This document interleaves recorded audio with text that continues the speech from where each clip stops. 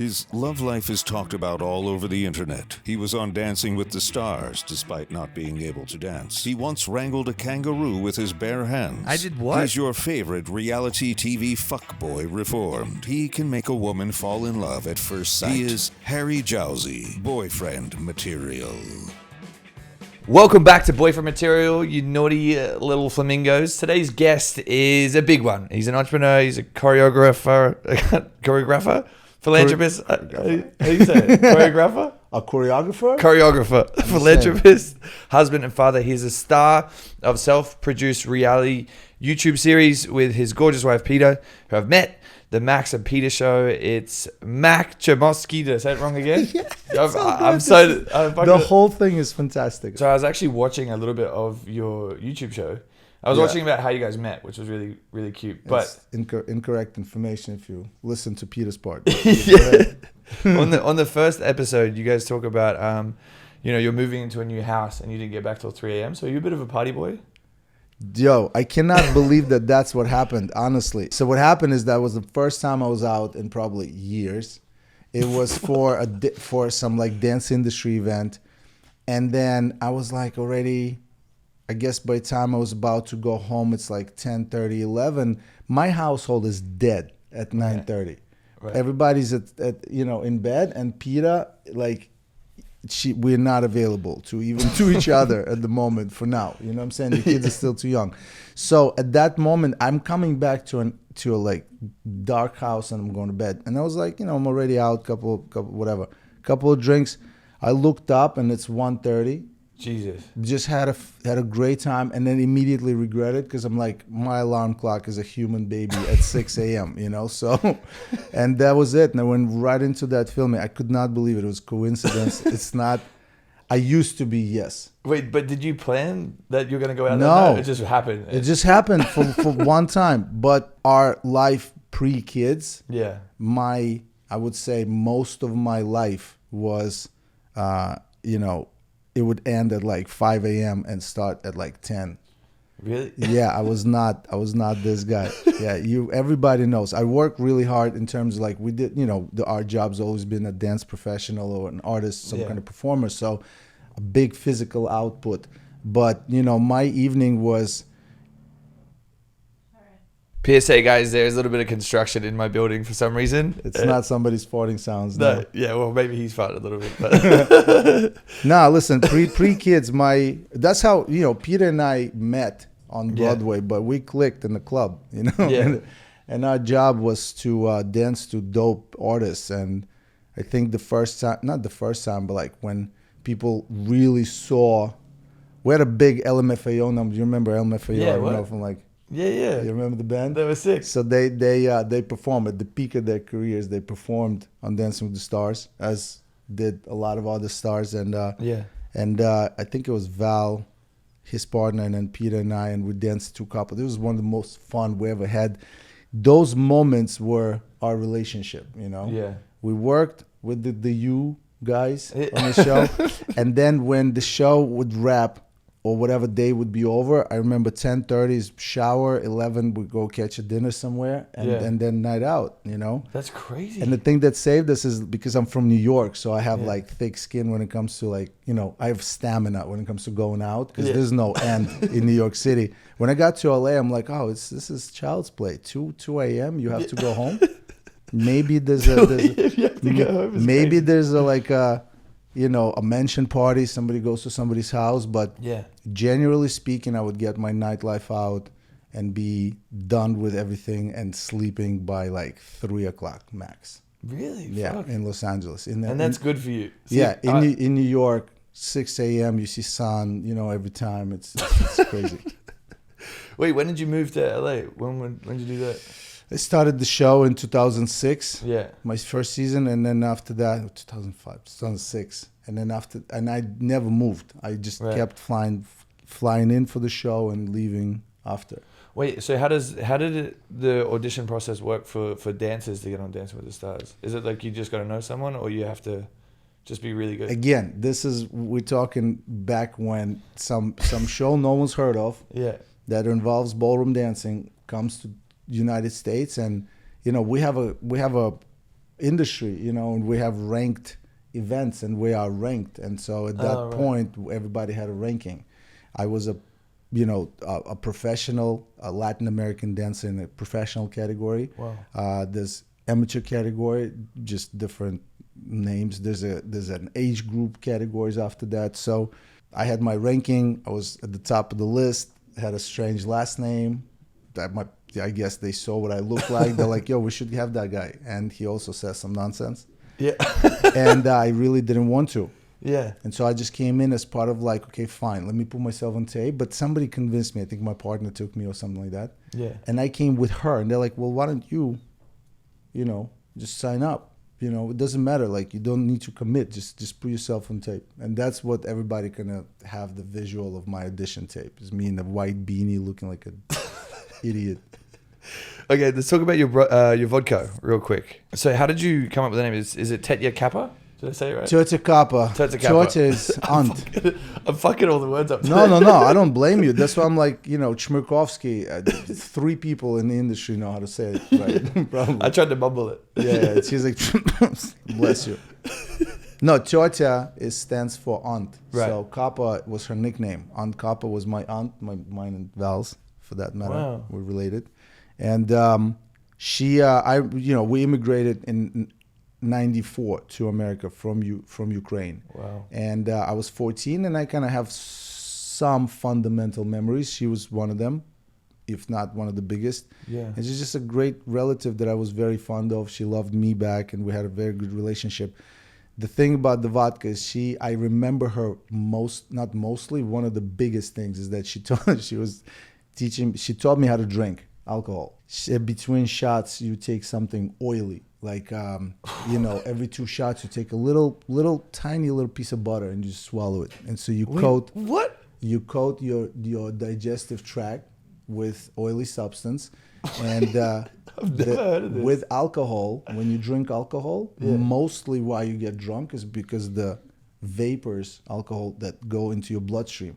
So if you coat digestive tract with anything oily, it doesn't have to be butter, it could be anything oily. When you take a shot, it just goes into your bladder, you pee it out, you have very minimal drunkenness. You get the effect, and also you're not really hungover the next day. But that's also part of like the kind of product you consume. Whoa, I've never heard of that. But if you want to try it out, you can try it out. You will not get drunk if you, between shots, drink oil. Not drink oil, but take something like that. Wait, that's fucking crazy. Yeah. So why did you want to get into the vodka business? What was the goal there? Because it's really hard and impossible to make money. But yeah. No, because I ended up, Val and I, last year, my brother, we do a lot of stuff together. We love performing together. We have a brand, Maksim Val, that we really, fond of outside of what we do separately and with our wives and with other people. So we were privy enough. We had a show called Savor After Hours, which was a wine tasting immersive. So we put on a show that includes tasting of the wine, and we not a fart. We show you what the wine tastes like instead of tell you what the wine tastes like. That type of vibe. And while I was in Napa, I met a lot of amazing people, and one of them is a vintner and a vineyard owner and a partner in Napa Valley Distillery. Wow. And so he became my partner, and we came up with this concept. And it's part grape, Sauvignon Blanc. That's really? Napa Valley grape, very high-end product, and part grain to represent my Ukrainian roots, because usually vodka is distilled basically from anything. Yeah. But this combination is great. This is a high-end product, very artisanal, small batch. Yeah. So I'm not looking for it to be like, please buy my vodka, it's the cheapest out there. It's more like, if you buy this type of product for the people, now that I'm a little bit of age, and instead of chugging alcohol, we enjoy it. Yeah. I think this is one of those drinks that when you hold the bottle and when you read the story and when you know what this represents, it's beautiful. It's a beautiful thing. The label looks also, my motivation was a bit of Great Gatsby. I feel like, if I connect to someone, it's not someone who comes from a lot, it's someone who comes into a lot by virtue of a lot of hard work. So for me, he represented that, and so that's my product with a lot of these elements. Wow. Is it hard to find time with having 3 kids and doing Yeah. all this stuff? Like, I can't imagine. Of course. Yeah, and it's not the only, this is side sort of project that's not main goal, but it's kind of like a supplementary kind of things. Yeah. Everything else, we try to embrace the fact that Peter and I never had a 9 to 5. We've always had very chaotic schedule, to say the least, and now we're trying to be responsible with kids and the time spent with them, but also like I can't do one thing only. Like I'm trying to be the best father that I can be, but for that to be the case, I have to also have an incredible relationship with my wife, you know, because I don't look at her like she has to be with me and I have to be. I look at her like we are so in love. We have such a great connection, such a great relationship. I want to spend time with her, you know, and I want to be with her in one room, and between us is all these responsibilities. So that's why I like all these things. It's all busy. Yeah. Everything is super busy, but while I'm young and I can do it, let's do it now. I want to be busy now. Yeah. Later on, I want to be way less busy and spend way more time just the two of us. How do you navigate with the craziness of your life and having like one-on-one time with Peter? Not the guy to ask. Not the guy to ask? I'm not the guy to ask because it's very hard for me, but also because I don't know. I'm winging it. You know, I have an example of fantastic parents. They're young, my mom and dad, they're young, they're 64, you know, considering they had me when they were 19, 20. Wow. So we grew up together. I see them together. I see how they raised Val and I. I see my brother and I as the product of that, right? You know? So now my responsibility is to make sure that the 3 that I made, you know, the new humans, I call them, that I make them into what my parents were able to make us into, you know? Wow. So like, and we saw the time dedication, we see it now from them. At the same time, like I said, for me, you know, it's very important that Peter and I are great. And so I show immediately when I'm not good. Yeah. About that. And so the two of us we work a lot lately on making sure that we're good. And that's not to say that we have issues. We're not. Yeah. By the way, the reality show that we put out on YouTube, that's little like, babe, we don't want to produce and direct and cut and chop and whatever. How do we just like press play, film some stuff, and there you have it. Yeah. You know, so that's really us, you know. But it's getting a lot. The kids, the responsibilities. When there were 2, I'm used to like being, you know, like I want to sleep, but I got this kid. It's all good, beautiful. Then I give it to Peter, and now I have my time. I stretch and I go for a walk. And now I'm tired. I'm like, I give the baby to Peter. She gives me another baby, and I'm like, how did I just end up with this? But like, when does this handoff happen? Yeah, and it just stops. Yeah, exactly. Where does it end? But yeah, again. The biology and chemistry inside of me is such that when today, before this, he comes out and door opens slowly and baby Rio comes out, the 1.5-year-old. He's so cute and he's so just adorable. Like, even if it wasn't my child, I'd be like, this is a cute baby. Let's keep it. Let's keep it. What's the filming schedule like with the show? Oh, no, we have no schedule. We just chaotically, babe, can we do it now? Yes. Really? Last night, I needed an ending for aforementioned, like, I'm trying to end this episode. And I just wrote this ending. And I'm like, babe, we have to depict this. And so for that, we need to be tired. At the end of the day, we just put our kids to bed. And for the last week, we're trying to do it. And she's like, I'm not leaving the bed. I'm like, but we need an ending. She's like, I don't care. Because I'm sleeping. So yesterday, I'm like, I text the person that manages for us. I'm like, yo, I'm getting her out of the bed if I have to drag her out. And ha, ha, ha, ha. And then they come in, I'm like, babe. She's like, please, no, not right now. I'm like, babe. So I'm being passively annoying. Yeah. She just like gets up. She's like, okay, let's go. Sit down. I'm ready. Press play. I have one take. I'm like, got it. So just press play. We sit down. We look super tired together. It's a reality. It's really, I was like, can you say? She's like, shut the fuck up. Bro, honestly, I'm trying not. I'm trying to figure out how to and then you start picking, choosing. Like, I'd rather do this type of stuff alone, and this type of stuff we can do together. Because if we do everything together, it's impossible. Yeah, I bet, bro. Yeah, I can't be on her sleeping schedule. No, yeah, I also can't imagine, like, especially with all the kids going around and then work and then all this stuff and then like, hey, let's film this really quick. Exactly. It's the phrase, let's film this real quick, is the normal phrase in my house. Hey, let's film this real quick. She's like, yeah, hold on to that feeling. Hold on to that emotion. I'm like, I like that. That would work. Yeah. That's like, roll your eyes again. One more take. From a different angle. All right, so I want to go into your career a little bit and talk about TV and stuff, if you're down. If you guys done. Yeah. Okay, so Traitors is obviously massive. Yeah. Massive show. Did you guys win? They won an Emmy for that, right? For casting? Yes. Dina Katz. The best. Dina the best cats. So no, Dina casted Dancing with the Stars and been the one doing a fantastic job all these seasons. She's done a lot of other stuff. So, I most of the, great things that I've done on television was by virtue of somebody like that. Like, they know you and they're like, yo, you're going to go do the show. I'm like, Dina, what is the show? Yeah, like, what are we doing? It's like Mafia, but in the castle. I'm like, I am not going. It's like, yes, you are. Oh, yeah, explain that a little bit, because especially with kids, like, it must be fucking difficult. We were in Napa, Val and I, with aforementioned show, and we had agreed with Peta. I'm like, listen, the premiere of the show is in Napa, and I'm going to be there 8 shows a week or 7 shows a week, and I'll be flying back on days off because it's a 40-minute flight. Yeah. We'll figure this out. She's like, okay, fine. She didn't want me to do it, but okay, fine. It's hard, but you have a nanny. We got my mom. You may be your mom. I don't know. We'll figure this out.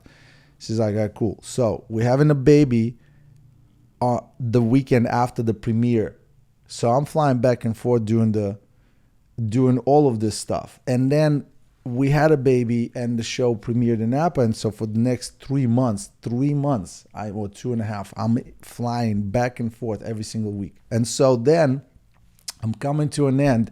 September 3rd is the last show. And then I'm coming home, and then we're chilling and we're figuring out a full schedule already together.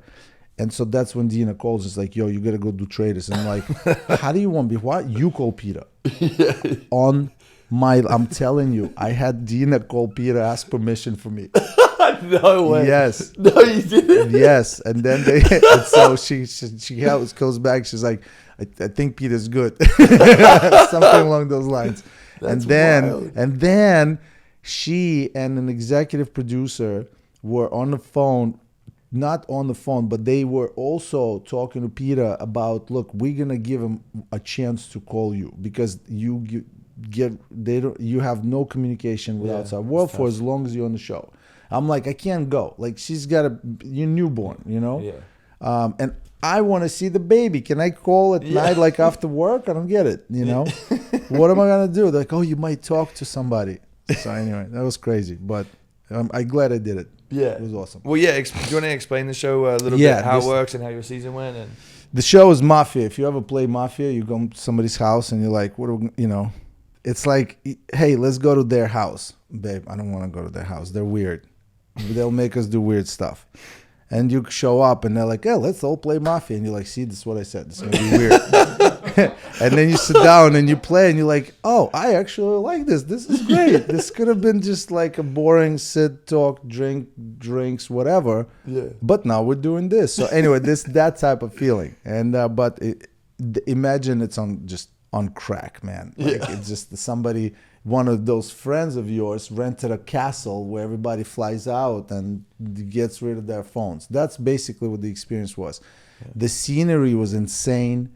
The cast was fire, in my opinion. The group of people in one room put together like this, fantastic. Yeah. It was great. Would you do it again? I would do a show like this. The same one, I don't know. The same one, it's tough. Because if you're not chosen a traitor, then it's like, yeah. I don't even know what the gameplay is then. Then you have to be a specific person to stick around. Because otherwise, just a sitting duck. And at some point, they whoever the traitors are, if they're smart enough, which they should be, in order to be chosen. I thought Fedra was the best Traitors choice. The best. Nobody saw this coming. She was very cute, kind of like, She's sweet. Nobody thought of her yet. We were pointing fingers at like the ones that are like loud and would say something. Me and MJ and people like that. But no, it was Fedra all along. Were you happy that Fedra and Val got partnered up for this season of Dance with the Stars? Well, I mean, it was coming. Yeah, really? It was gonna, it was either, you were on the show with the Chmerkovskiy. Here's one. Is the other one? Yeah. I'm happy. I just think that if she did her best, she did her best, and I'm very happy. And I sent her a beautiful message, and she did a fantastic job. Like, she didn't do more than what she could in that sense. Yeah. And so because of that, the season like this for somebody like us, like a Val, who just comes off of the win. Yeah. I mean, the current pro who finished all the way. Plus, we're always, I just want to finish the race. Yeah. So if you get eliminated week 3, 4, 5, 6, it almost like, like that. So for that sake, for the sake of Val, the professional, I'm like, I wish he had a partner that he could dance with. But like, we always wish for a Zendaya every season. You know what I mean? But you only get it once a lifetime. You know what I mean? Like I said, case in point, I did 17 seasons. I had fantastic partners. I had really bad partners. I had all kinds of partners. Young, old, whatever. I won once. This is a very hard show to get there. Yeah. So when you get someone who has their own difficulties, it's like, well, let me be my best to that person, but it's not going to be like an all the way type of run. Is it difficult competing against Peta and Val, or was it fun? For who? Like for you? It's not. We just do our own thing. But do you come home and you guys like talk about it, or you just kind of leave it there at work? No, this is a consuming show completely. Right. Your mind is on it. Listen, I'm sure Riley wasn't like outside of it. Maybe, I don't know how you guys were, but like, well, maybe you guys were because it was her first experience, and you also the way you are. But for those of us for whom it's work, you know what I'm saying? Like, this is work 24/7. Yeah. And when you do get a partner, like, case in point, Val and Jenna this season, for example, he has Fedra, she's got Joey, and in my opinion, they're the front runner. Yeah. I promise you, Jenna has no time for Val. Really? Yeah, in the same household with the baby and everything else that she comes home to, the blah blah blah. Like, he's somewhere in the back, and now probably will be more time now that he's eliminated, so he'll be more present and all that. But Jenna is focused. Val is focused. Peta, when she was winning, couldn't even see me. Really? Yeah. So you guys don't come home and like help each other with choreography, whatever how the fuck you say it? Choreography. No, we do. We help, but we also all help each other. Period. There's a lot of help going on. It's not outside of work. This is just work help. Right. You saying like, hey, so how are you guys? When the job is done and you get home together. No, bro, the job is not done. The job is done when the show is like, see you next season. Boom, show's off. Yeah. Next day, you see like this zombie. You walk around like hungover. You're like, what the fuck just happened? And how long did it last? Where am I? Where am I? Okay, on Dance with the Stars, is there anything that you feel like nobody knows? Like any top secret behind the scenes things from all your years on there that you can spill with the listeners? There's a lot. I just wonder what's part of like not unveiling anything. Look, there's also like a stigma of everything behind the scenes has to be shit and negative and just like get someone in trouble. You know what I mean? Or scandalous and stuff. I don't think, and so that's like, then you have some ex-pros that just start talking about that. What are some things? That some dances aren't live. Oh, big whoop. You know what I'm saying? Okay. That judges have access to see the rehearsal. Why not? Yeah. Judges are part of a show that needs to have a flow. I fundamentally disagree with the judges' opinion based on the way they present it in the show. We talked about this. It's now fully formatted. Right. They have very limited time, and that makes them have to have a sound bite. What I think is that they can still have a sound bite that's differentiating couples and dances and dance abilities and leads the crowd. Like Len used to lead, rest in peace, because he was directing traffic to understand dancing. This is good. This is not. Everybody, boo. He doesn't care. Here's a 3 because this was a terrible dance. And Carrie-Anne and Bruno can be like, but we love the sparkles, sprinkles, and they're cute. Here's a 7. And that this discrepancy would have been fine. Yeah. Because you got a ballroom pro, you got this chick that I don't know what she's about, you got Bruno, and so that makes sense. Now with Derek, I feel like everybody's doing the same thing. Again, case in point, everybody got an 8. Yeah. Everybody got an 8. Well, that was weird. Yeah, the scores, they're 3 points apart. Yeah. You know what I'm saying? Like, I hope so. Then the audience are like, "What are we watching? What are we seeing? Why is everybody the same grade?" Yeah, and I also I was watching a few of the most recent episodes. A lot of the comments are just like not really about the dancing. It's more just like, "Oh, you look happy, you're having a good time," which is fine. But again, we promoted a product. When I got on the show, you asked me about how the audition went. I said no when they said season 1. Season 2 came around, and I broke up with my professional partner back then, and was sort of like, I was 25 years old. This was the first time that I was, for a moment, without professional dance in my life since I was like 5. Yeah. And I was like, almost kind of like, I don't know what to do with myself. 25, like a good age for that type of, I don't know what to do. Yeah. And then I was like, why don't I go to LA, join this show, like say yes to 1 season. I swear to God, this is God's honest truth. Yeah. And I was like, I've never been to LA. I've never been, I've traveled to Europe and that route, but LA never got me out here for competitions. And even if I did, I would fly in, dance, and leave. So I never saw the city. Wow. So I came to LA, single, fresh, no responsibilities, straight on Dancing with the Stars. Here you go. And when I asked them, like, the one thing I asked, I said, what is my job? And they said, to give your partner the best chance at winning Dancing with the Stars. I said, say no more, fam. I'm in. Say no more. This job description changed drastically over the last however many years.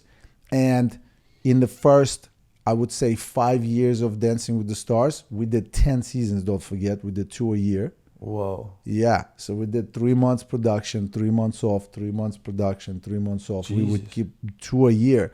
We learned about, how to film dance, how to, present it, the sound bites, the OTFs, the little interviews, the packaging of it, all of that stuff got worked out, and so I think that those were the growing pains and those were the best years of Dancing with the Stars, in my personal humble opinion. I'm just saying, because nobody knew what to expect. Now, that's the problem, is that there's a lot of expectations.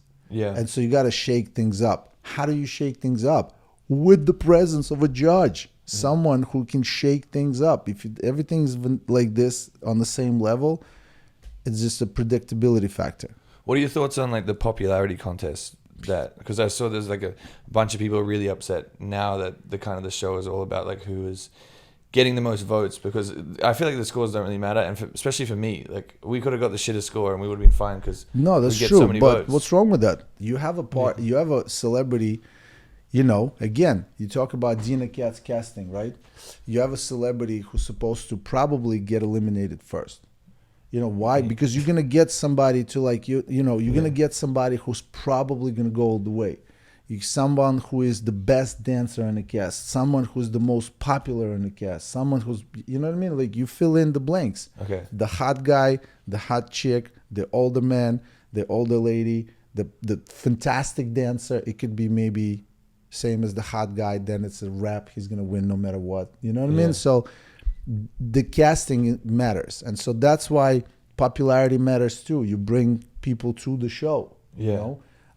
Sometimes it backfires. We had David Hasselhoff on the show one season, and everybody thought this guy's going all the way just because he's David Hasselhoff. He was the first eliminated. Whoa. The first. Either the audience thought, nah, he'll be fine, let me vote for somebody else, or they were like, we don't care where you come from. This was a shitty dance, and you're not gonna get. You know what I mean? So like things like that. So I'm fine. I'm fine with popularity. I'm fine with popularity. I'm fine, but like, don't forget, I had Bristol Palin one of the seasons. Right. And I infamously said, and I'm gonna keep saying this, she was an awful dancer. Everybody knows that. She was in the finale. Is she worse than me? She was. Oh my God. She was historically worse than most people. Okay, cool. Because people be calling me the worst dancer ever. You didn't do that well, but you guys were there for different reason. You were casted, and probably not as the best. You know, I don't know what Dina saw in you as a dancer, but I know what she saw in you as a character for the show. Yeah, she did great. Listen, bottom line, I would cast you 100 million, same exact way. Yeah. Do you think the voting has more weight than the actual judging? 100%. The way it works is you have all the scores of the judges put together, and there's a percentage of that goes towards, here's your score, right? So your score as percentage of the total amount of numbers, okay? And then you have the same process with the votes, right? So there's like 10 million votes. You got 1 million, she got 3 million. There's a different percentage of 10, right? Yeah. And you combine those two numbers together. If you're gonna give everybody 27, so that means you took away the vote, the part of it that is the judging, and you're only basing everything on this part, which is the voting. So, like I said, I think that the strategy here that production took on is like, yo, let's give all the power to the people. When it comes to the semi and the final, the judges will separate couples a little bit further. I see. Who do you think would be a really good judge? Like a really me? Yeah. You would be great. I'll be fantastic. You would give a shit as well. I just need I give a shit. That's the point. Okay. Is I care so much. Okay. But I care about multitude of things. I care about Dancing with the Stars first and foremost. Like, it has to live. It has to be on TV. But it has to have an element of a judge that's just like, we also tune in for that. Yeah. But then also I care a lot about the dance part of it, you know, and it's not that I'm calling anybody else out. I'm not. Everybody's got their own way they do things. But the way I do things is I put a lot of emphasis on dancing, and I try to make it so that sound bite, if you tell me, yo, you got 10 seconds to express yourself, done. Let me know when to start. What's the topic? And you know, and again, 10 seconds, done. Easy. So then I'll take my dance knowledge and I will focus it into 10-second bite for that particular couple. All I'm saying is that it has to be more tailor-made. You can't keep telling everybody, there was a fantastic performance and you should just keep focusing on, you know, just a little bit of shoulder, just the shoulder part. But great job. Yeah. What was said? What's the comment? Yeah, what do we do? And why? And where does that direct my attention? And so then, if it's none of those things, then what's the point of having this comment? True. It's a very good point. You know, you made some comments about Anna Delvey being casted. What are your thoughts on the season? Like, after seeing her get eliminated, were you happy that she was gone? Were you sad? Were you who? Anna Delvey. Guys, this is. Yeah, what are your thoughts on that? I'm a man of the people. I speak the feelings of the crowd. You know what I'm saying? Like, I'm not. I haven't. First of all, I didn't say anything. I never said anything no one also thought. Yeah. Okay. This may not be a popular thought, but whoever you are watching, if you saw me say some stuff, if you look at yourself in the mirror, you'd be like, you thought that same thing. you know, you may not have thought that would be something you want to express publicly, but you probably deep inside feel the same way. Yeah, I think you're pretty spot on. About a lot of things, not everything. Yeah. Not everything. About a lot of things. Okay, what's one thing you love and hate about this most recent season of Dancing with the Stars? I do love the kind of like nostalgia that you get from Dancing with the Stars. I know it's not specific, But I think specifically this season and those last 2 seasons, again, Mr. Conrad Green is back, and so he's bringing the ship back to where it used to be. Yeah. And I think with his involvement, it makes sense that you get some of the feelings of like how it used to be. But the thing that I don't like I said, the judging to me, it makes no sense. Yeah. And it's not about the judges, not the people. What I'm saying is that you got to whip out a 3 pedal. You have to. You can't start the show, everybody gets a 7. Yeah, it's boring. Because you're letting the message be very clear. Guys, it's not about us. It's not about you. Then why don't you just let the dancers dance? And it's like, you're creating a product that that's less of human interaction. Like if you come to a store to buy a product and there's a person and they show you things and they're like, welcome, how's your day? Great, here's the day. Can I have a different size? Great, here you go, you buy it, that's the exchange. You have that type of interaction. And then what happened is the vending machines happened. You can nowadays come, press a button, get it, and you move on. Yeah. So that interaction was taken away for the sake of this whole thing being faster. Analogy. I think Dancing with the Stars did the same thing with taking out the judges and their importance outside of just a sound bite, right? You turning into like a vending machine type of stuff. Okay, great. Well, then let them all dance for half a season. Once the audience select the top 4, then we bring the judges and now they're talking stuff. Like it makes no sense to me. That's a good analogy. I like that. Who do you think is going to win this season? Right now it's Joey and Jenna, but you have the elements of popularity, endearment. Oh my God, that's so cute. Yeah. Whatever that's called. I don't, what I'm saying? I don't know. That's what we had. So you have the, you have the Ilona that's doing fantastic for her, and within the character that she is. And then you have your home slice with Steven. Yeah. But I think again, this just dancing needs to step up a bit. Yeah. For the endearment to also work. But I think right now, for me, Chandler is in trouble, and they need to, and she and I said it to her, not in trouble, but I said, girl, this first half, 2/3 of the season isn't about you being fantastic. Just stick around, gather. But the last like 2 weeks going into the finale, I mean, they need to produce some stupid performances. Otherwise, she's gonna lose to endearment and cutesy patootsy, whatever, but not the cha-cha. Cutesy patootsy.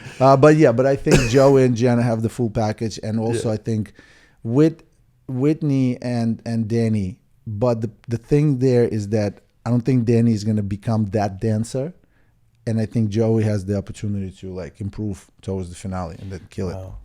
Has there been any show rivalries that have gotten more serious off camera? Like, is there any beef that you had with someone? Yeah, I mean, we all beefed at some point. Yeah, it's so cute. Like, people think that Derek and I were lethal enemies always, and fucking hated each other. I literally texted today at 6:30 in the morning, like to me, Val, Mark, and Derek, like, yo, we should go play pickleball. Like, I mean, so the reality is that when you're in it, I haven't spoken to Jenna outside of the show. We live 2 blocks away, and she's my sister-in-law, because we're so consumed by it. Yeah. That's just like an example. So, we were so consumed. We were so competitive. We were so fucking in it. You got somebody winning mirror balls. I also want to win. You know what I'm saying? Next season, I like you as a person, but I fucking hate you as a comparator. I'm like, those feelings got, I guess, looked at a little bit strange. I did have a couple of beefs with my partners, and I was like, yo, the show is over. I really don't want to see any of you, and I would be happy if you don't want to see any of me. Wait, which ones were those? Did you say names or not? We had a very publicly bad relationship with Hope Solo, Then it was just, it got worse, and there's a few people.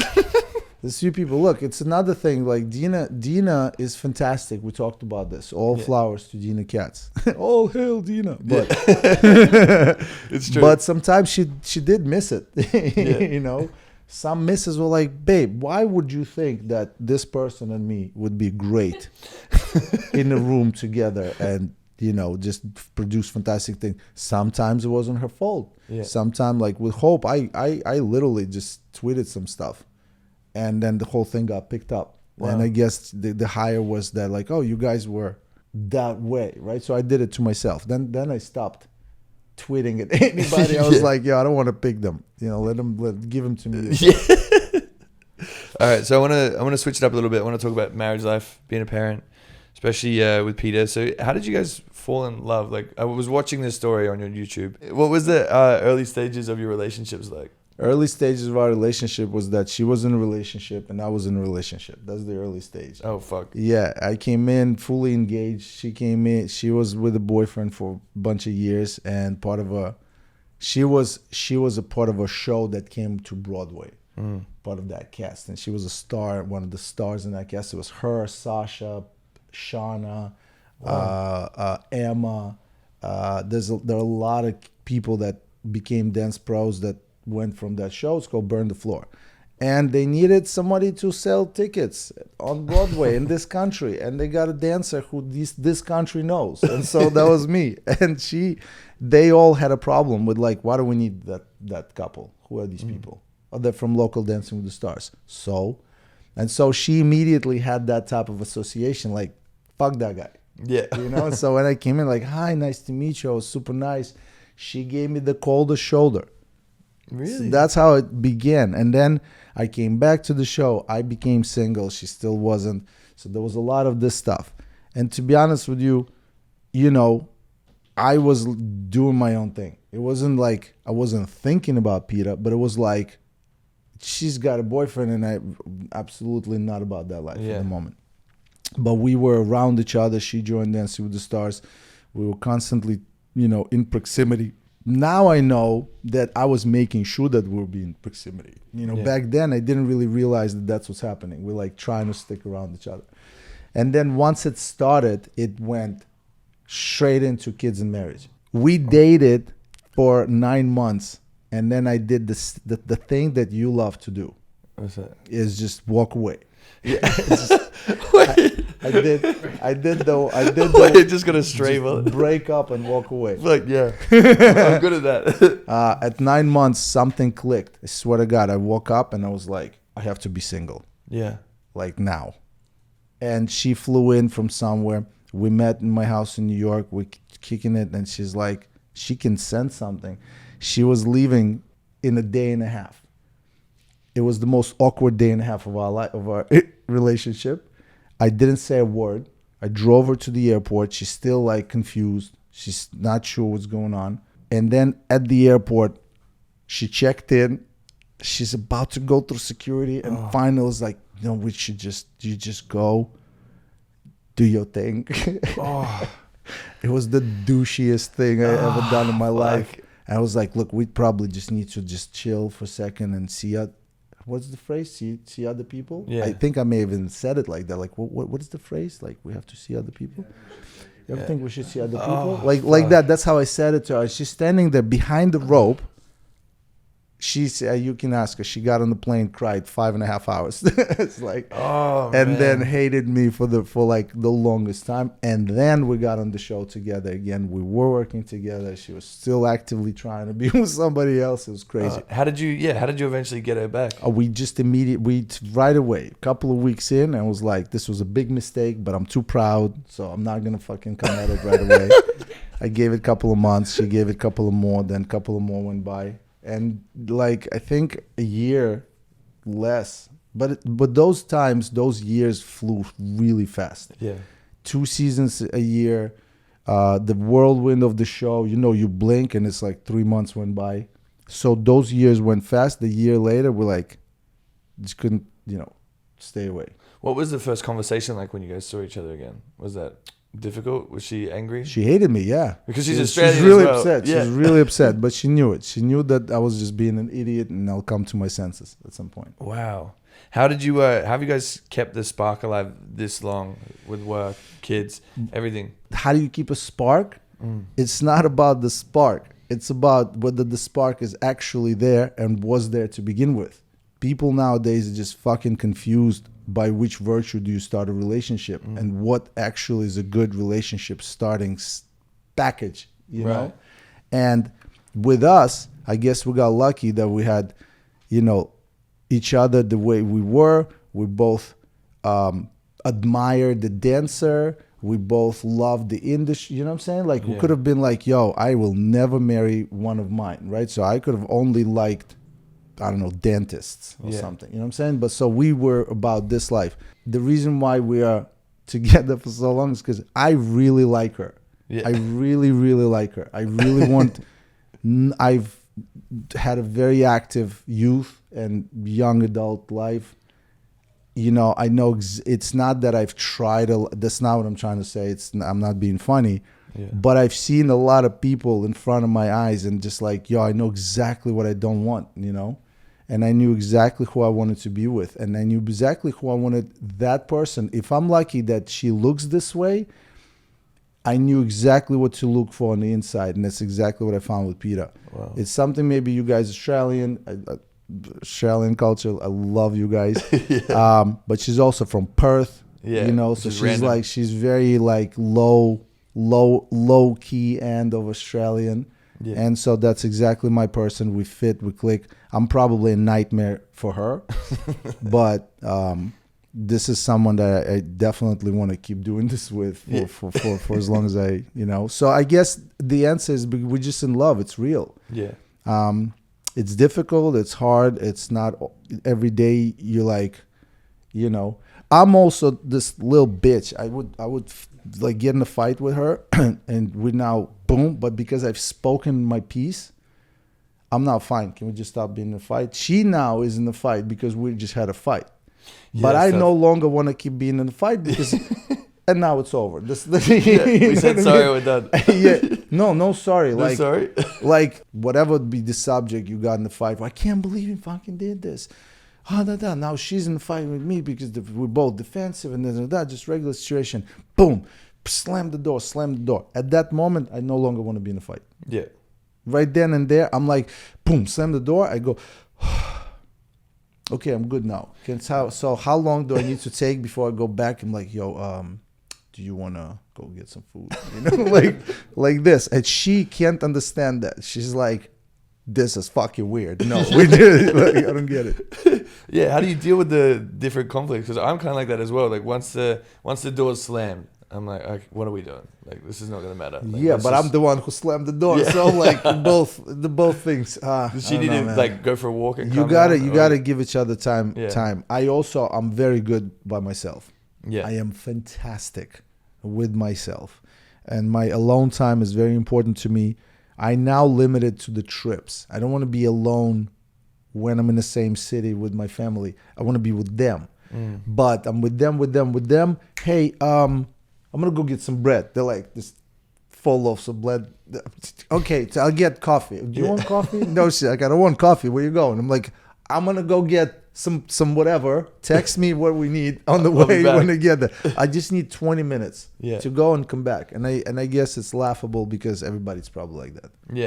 Once you get kids, it's like shits in your face all the time. Oh, really? Yeah. Well, I've kind of got that with a dog, but not probably as crazy. It's a good beginning. You feel that. It's a good start. Who was more strict, you or Peta, with the kids? Me, but not because it's a pat in the back, because I'm a product of fucked up environment and just fucking confusing cultures. But like, you know, the USSR culture, I was born, people don't realize, in 1980 was still full USSR. Wow. So it's like what you imagine it be like, that's exactly what it was. It was everybody sort of, you know, socialism, everybody's got to look the same. We all had uniform. It's just, you know, it was that type of environment. Like, discipline has to be present. Just so that it's present. Like, people weren't really sure, you know. So, you know, my strict growing up wasn't because they were strict people. It was because they were in a strict environment. My dad is a sweetheart. My mom is a sweetheart, you know. But when they were young, you know, they had a heavy hand. And then obviously, it's, you know, a lot of it is incorrect. A lot of it is wrong. A lot of it is dealt with. We're fine. Everybody's good. We moved on, you know. I'm fine. But I do have a foundation, and my foundation is hard work and just no matter what, rough weather. I'm not used to palm trees and abundance. I'm used to cold somehow, like I'm used to this cold sort of winter type of stuff and just grinding and working. But they had to come from somewhere. I see my 7-year-old now in 2nd grade in a gorgeous school, in a beautiful place with all the elements there. I'm like, how does he get motivated?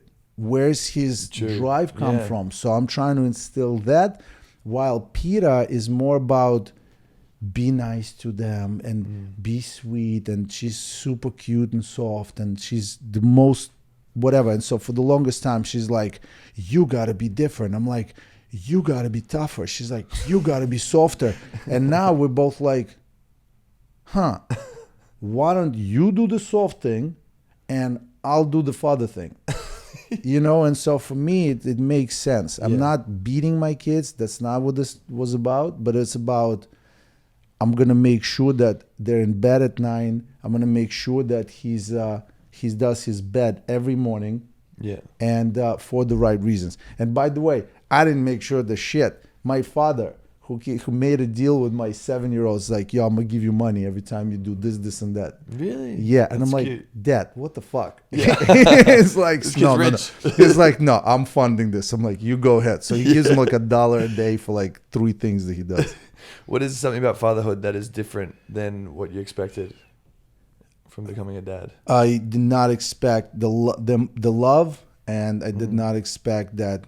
Well, first of all, I wanted to be a father since I was young 20s. I just never wanted to be a husband. I wanted to be a dad. I wanted somebody to just leave a kid by the door and walk away with the note and be like, he's yours. And I wouldn't remember who it is, and she shows up when he's like 22 and happily ever after. But yeah, I wanted kids. I'm good with. I've always had a big dance studio full of kids. I'm very good with that. I love that part. But I just didn't expect how fucking hard the first couple of years are. Really? Oh my God. It's so hard if you want to be responsible.